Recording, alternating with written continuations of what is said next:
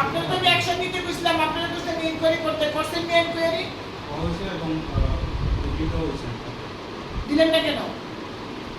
এটা আপনারা দায়িত্ব দিয়ে গেছিলাম, কোনো কাজ করেন না উনি।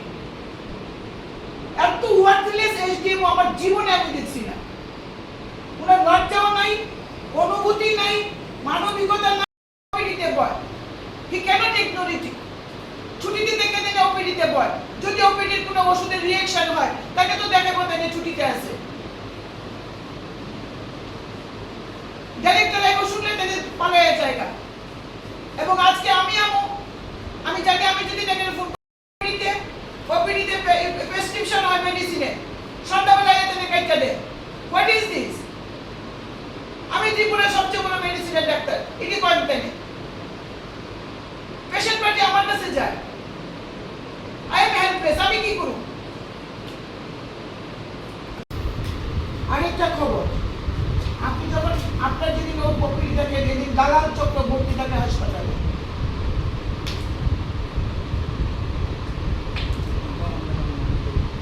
জানেন না আপনি কিসে নাই আমি না জানি, কিসে কিসে আছেন, কিসে কিসে নাই। আপনাদের বদনাম করণের লিগে কেউ নাই।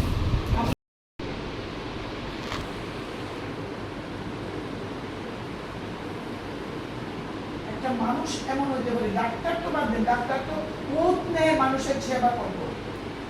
আমি আজকে কি লিখেছি না জানেননি, মানুষের দায়িত্ব আমার আজকে শিখাইছিলেন আইনকে।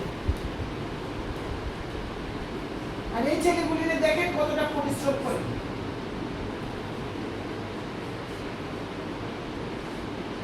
আপনি 56 লক্ষ টাকা কোন ফান্ডে আইছে, এদিকে খরচ হইল না, আপনি 3 দিনের মধ্যে আমার রিপোর্ট দিবেন, আপনি সোমবারে আমার রিপোর্ট দিবেন।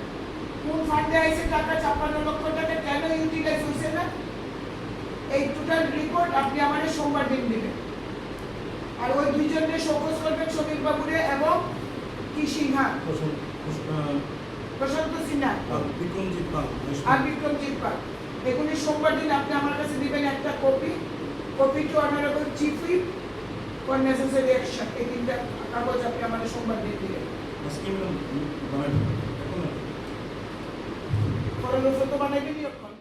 হাসপাতালের অব্যবস্থাকে নিয়ে একটা আলোচনা চলছে।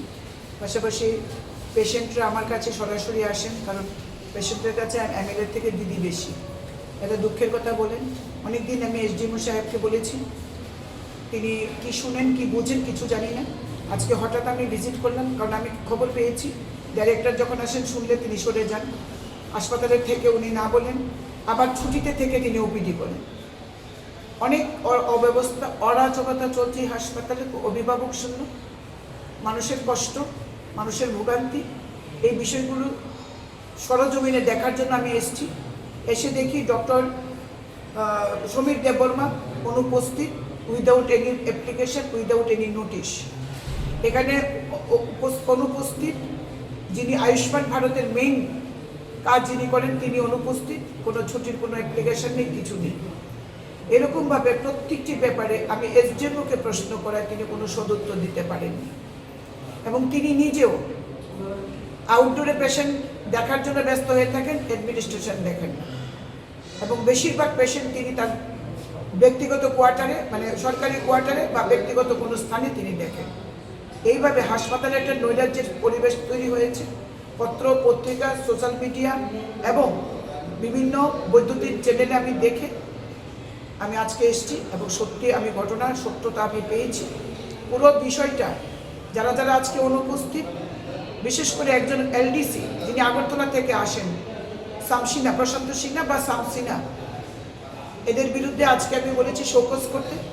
আমি ডাইরেক্টর অফ হেলথ দেবশ্রী দেববর্মাকে, ডক্টর দেবশ্রী দেববর্মাকে জানিয়েছি, মাননীয় মুখ্যমন্ত্রী তথা স্বাস্থ্যমন্ত্রী, ওনাকে আমি ব্যক্তিগতভাবে সমস্ত কিছু আমি অবগত করব। তেলিয়ামুড়া হাসপাতালের এই দৈন্য দশা এবং তেলিয়ামুড়া হাসপাতালের এই অরাজকতা, এটা আমি বন্ধ করবই। দালাল চক্র বৃদ্ধি পেয়েছে, তার বিরুদ্ধে আমি অ্যাকশন নেব, এই অ্যাকশন আমার জারি থাকবে। ম্যাডাম, অ্যাম্বুলেন্সের একটা ঘাটতি আছে বর্তমানে তেলিয়ামুড়া মহকুমা হাসপাতালে, অ্যাক্সিডেন্ট হয়ে দীর্ঘদিন ধরে তেলিয়ামুড়া মহকুমার, সেই ব্যাপারে কী ব্যবস্থা নেওয়া হবে? দেখুন, আমি আমার বিধায়ক এলাকায় উন্নয়ন তহবিল থেকে পাই 11 লক্ষ বা 9 লক্ষ টাকা খরচ করে আমি একটা অ্যাম্বুলেন্স দিয়েছিলাম, তার আগে আরেকটা অ্যাম্বুলেন্স ছিল। আমার জ্ঞান মতে এখানে দুটো অ্যাম্বুলেন্স থাকার কথা, কিন্তু আপনাদের মুখ থেকে শুনছি বা কিছুদিন আগেও আমি অভিযোগ পেয়েছি যে এখানে অ্যাম্বুলেন্স, যদি অ্যাম্বুলেন্স শর্ট থাকে আমি অ্যাম্বুলেন্স ব্যবস্থা করব, সেটা রাজ্য সরকারের কোষাগার থেকে হোক কিংবা আমার বিধায়ক এলাকা উন্নয়ন তহবিল থেকে, কারণ আমার টাকাটাও রাজ্য সরকারের টাকা। সুতরাং মানুষকে পরিষেবা দিতে গেলে যেখানেই যেতে হয়, যে দরজায় করা নাড়তে হবে আমি সেখানেই যাব।